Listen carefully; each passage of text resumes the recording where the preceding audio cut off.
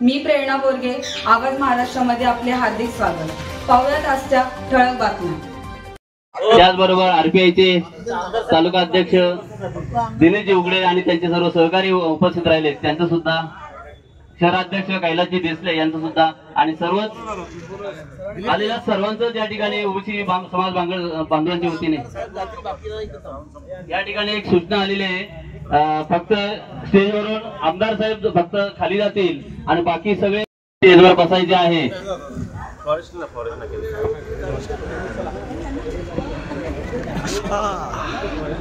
सर्वांनी स्टेजवरच बसायचे आहे। कोणीही जागेवर उठू नका। सोमवारी पाठवतो तहसीलदारांना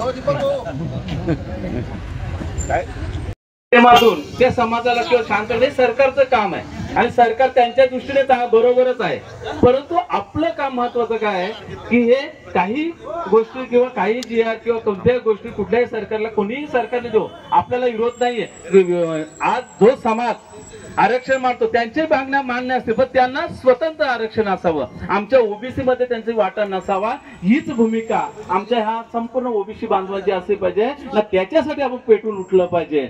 जास्त काय बरंच काय आपण सर्व तज्ञ मंडळी आहात, बरंच काय आरक्षण संदर्भात बरीचशी माहिती आहे तज्ञ मंडळीकडे। मला एक ऐत्या वेळेस बोलण्याची संधी दिली संपूर्ण ओबीसी बांधवाचा आणि या ओबीसी महासंघाचा मी धन्यवाद व्यक्त करतो। आज आता माझे 2 शब्द संपवतो। धन्यवाद।